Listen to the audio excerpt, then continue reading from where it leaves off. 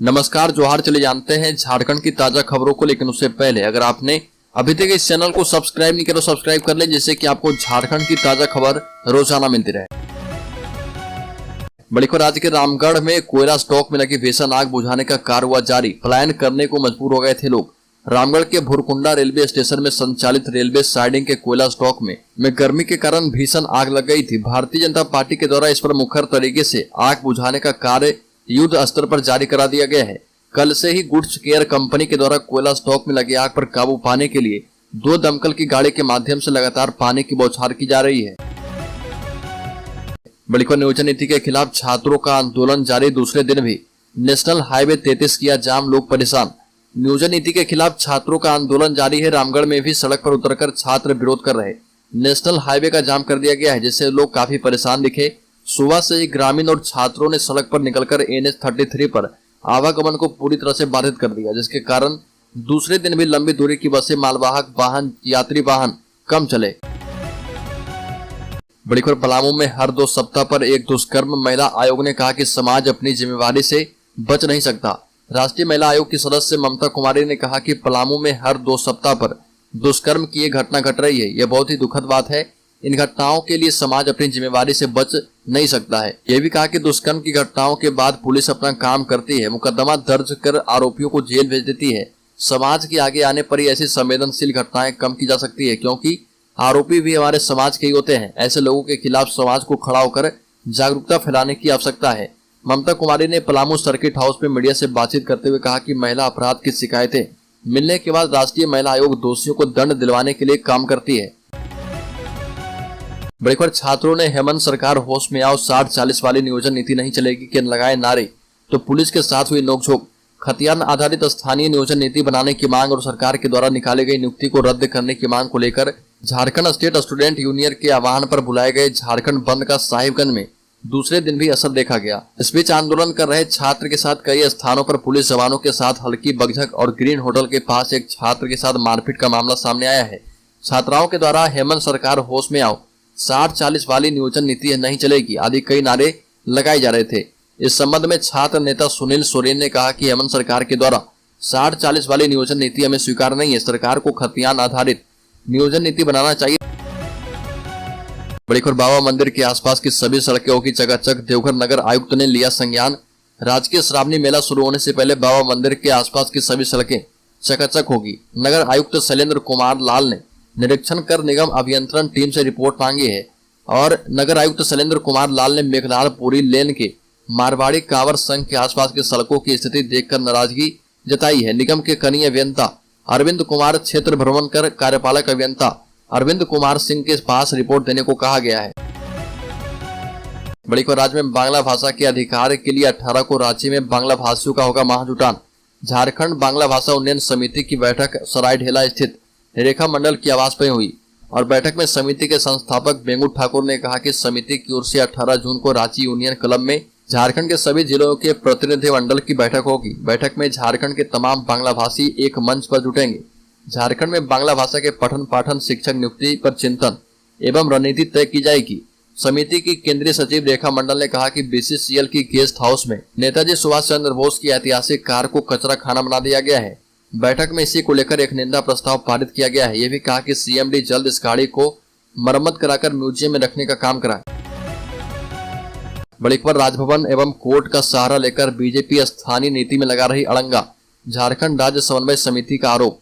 पूर्व मुख्यमंत्री शिबू सोरेन की अध्यक्षता में राज्य समन्वय समिति की बैठक हुई और इसमें विधानसभा से पारित उन सभी विधेयकों पर व्यापक चर्चा हुई जो राज्यपाल की ओर से लौटा दिए गए हैं और इनमें 1932 के खतियान पर आधारित स्थानीय नीति और OBC सहित अन्य श्रेणियों के आरक्षण बढ़ाने संबंधित विधेयक महत्वपूर्ण थे।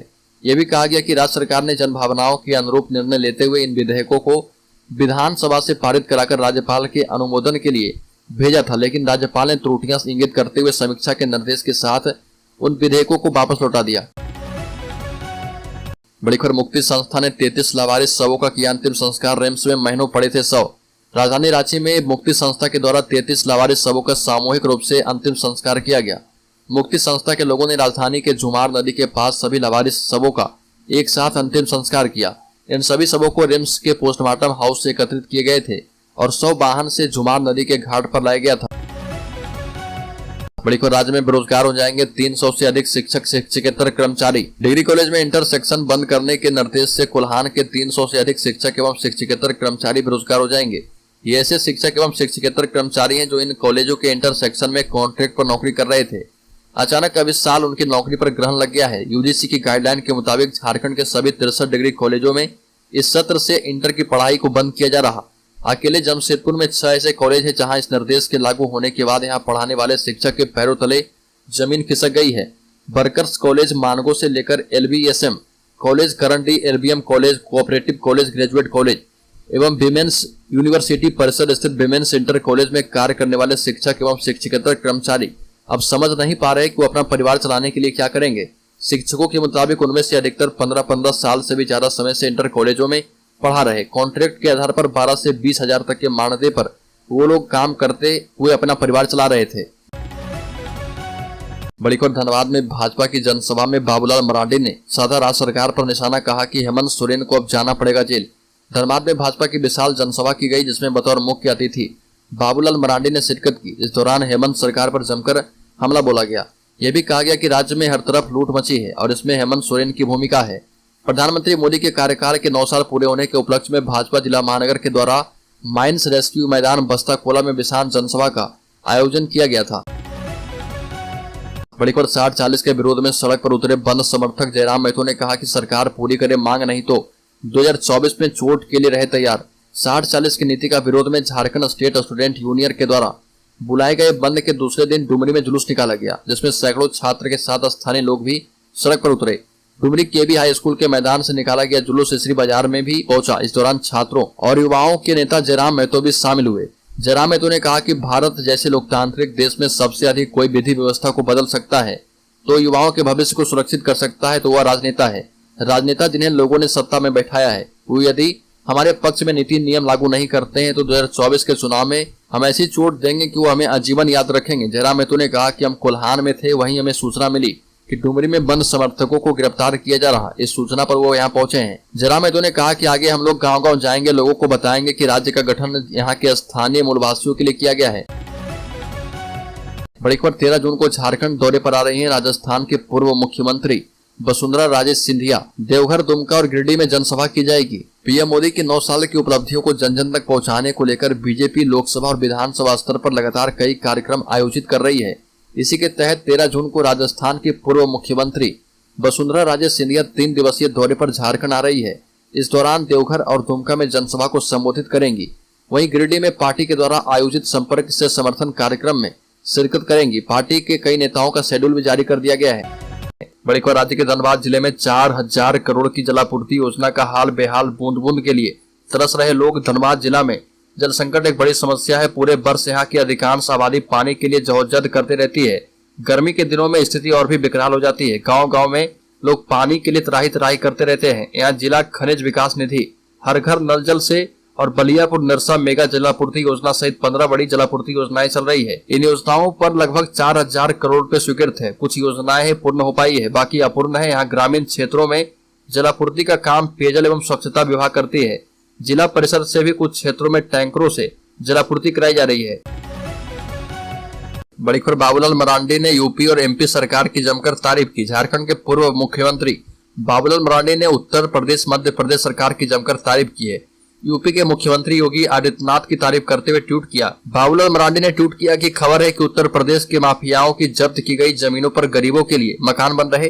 प्रयागराज में अतीक अहमद की जमीन पर गरीबों के लिए मकान बनने का काम दिसंबर में शुरू हुआ था। मुख्यमंत्री योगी आदित्यनाथ जी ने भूमि पूजन किया था। 75 फ्लैट बनकर तैयार है जो कि गरीबों को मिलेगी। बड़ी खबर, ईडी को मिली मनी लॉन्ड्रिंग मामले में अमित अग्रवाल के खाते से करोड़ों की ट्रांजैक्शन की जानकारी। झारखंड में सेना के कब्जे वाली 4.55 एकड़ जमीन की अवैध तरीके से खरीद बिक्री मामले में मनी लॉन्ड्रिंग के तहत जांच कर रही इन्फोर्समेंट डायरेक्टरेट ने जगत बंधु टी स्टेट के निदेशक दिलीप घोष एवं कारोबारी अमित अग्रवाल को रिमांड पर लिया है। ईडी को इस मामले में छानबीन में अमित अग्रवाल के खाते से करोड़ों की ट्रांजैक्शन की जानकारी मिली है। इन्फोर्समेंट डायरेक्टरेट ने रिमांड के दौरान अमित अग्रवाल से रुपयों के स्रोत की जानकारी ली है। बड़ी खबर झारखंड के रिम्स में मरीज देखने को लेकर डॉक्टर और स्वजनों में मारपीट, नाराज डॉक्टरों ने किया काम बंद। झारखंड में देर शाम रिम्स के मेडिसिन वार्ड के डॉक्टर अजीत डुंगडुंग के वार्ड में डॉक्टर और मरीज के स्वजनों के बीच मारपीट का मामला सामने आया है। डॉक्टर के द्वारा मरीज को देखने को लेकर यह घटना घटित हुई है। बताया जा रहा है कि शाम करीब 7:30 बजे मेडिसिन वार्ड में डॉक्टर किसले, डॉक्टर वरुण और डॉक्टर नितिन की ड्यूटी लगी थी और सभी मरीजों की जांच कर रहे थे। इसी दौरान एक मरीज अंकित कुमार सिंह, जो कि पिछले 10 दिनों से जीबी सिंड्रोम से पीड़ित था, उसके स्वजनों ने ड्यूटी पर तैनात डॉक्टर से मरीज देखने को कहा, जिस पर डॉक्टर ने कहा कि आप शांत रहें, मैं वहां पहुंच रहा हूं। लेकिन इतने में मरीज के साथ मौजूद लोगों ने अपना आपा खो दिया। लोग डॉक्टर को भला बुरा कहने लगे और धक्का मुक्की करने लगे, जिसके बाद डॉक्टर वरुण ने भी मरीजों के स्वजनों को वहां से भाग जाने को कहा। इसके बाद मामला मारपीट तक पहुंच गया। बड़ी खबर झारखंड में पुलिस भर्ती के खिलाफ जेएसएसयू का 48 घंटे का बंद शुरू। झारखंड में एक बार फिर से पुलिस भर्ती के लिए बनाई गई नई नियोजन नीति का विरोध जताया जा रहा। राज्य छात्र संघ ने 48 घंटे के लिए झारखंड बंद का आह्वान किया है और इसी को लेकर सुबह राज्य में दुकानें बंद दिखी। दरअसल झारखंड राज्य छात्र संघ राज्य सरकार की 60-40 फॉर्मूले पर आधारित नई भर्ती नीति का विरोध कर रही है। सोशल मीडिया के माध्यम से भी छात्रों ने ट्विटर पर अभियान चलाया है। अब एक बार फिर से छात्रों ने सड़क पर उतरकर बंद का ऐलान किया है। छात्र संघ ने सांसद और विधायकों से नियोजन नीति को लेकर उनका क्या मत है, ये भी पूछा। साथ ही कई जिलों में नियोजन नीति के विरोध में प्रचार अभियान भी तेज कर दिया है। नेताओं से भी नियोजन नीति के विरोध में अपना समर्थन मांगा है। बड़ी खबर, राज्य में पटरी पर आ रही है झारखंड की अर्थव्यवस्था। राज्य में लोग घर का सपना कर रहे पूरा। होम लोन में सबसे ज्यादा 23% की बढ़ोतरी।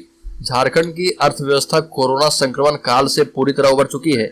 इसका प्रमाण बैंकों के आंकड़े दे रहे हैं। State level banking committee SLABC की 2022-23 की रिपोर्ट के मुताबिक राज्य में बैंकों ने पिछले साल खुले हाथों से लोगों को लोन बांटा है। वहीं झारखंड के लोगों ने बचत भी ज्यादा की है। बैंकों में जमा राशि वित्तीय वर्ष 2021-22 की तुलना में वर्ष 2022-23 में 24,774 करोड़ रुपए बढ़ गई है, यानी पिछले वित्तीय वर्ष से 8% ज्यादा। बड़ी खबर, राज्य के रामगढ़ जिले में महिलाओं ने दर्ज कराया विरोध। वन बचाने के लिए महिलाएं पेड़ से लिपटी। कहा कि कुछ भी हो जाए पेड़ नहीं कटने देंगे। रामगढ़ के मांडू प्रखंड क्षेत्र के बूढ़ा खाप में आलोक स्टील प्लांट फैक्ट्री के विस्तारीकरण का विरोध शुरू हो गया है। दरअसल कंपनी इसके लिए 22 एकड़ वन भूमि का अधिग्रहण करने वाली है, जिसके लिए 25 से 30 हजार पेड़ काटे जाएंगे। इसी को लेकर बूढ़ा खाप की महिलाएं पेड़ से लिपटकर चिपको आंदोलन की तरह विरोध दर्ज करवा रही है। महिलाएं कड़ी धूप में भी दिन भर पेड़ों की निगरानी कर रही है। महिलाओं ने पेड़ों में रक्षा सूत्र बांधकर उन्हें बचाने की कोशिश की है। महिलाओं का कहना है कि प्रदूषण से पेड़ पौधे मर रहे। फैक्ट्री के जहरीले धुएं से वन क्षेत्र भी प्रभावित हो रहा। प्रदूषण के कारण हमारी जमीनें बंजर हो रही है। फैक्ट्री की चिमनी से निकल रहे धुएं के कारण यहाँ के लोग पहले से ही परेशान हैं।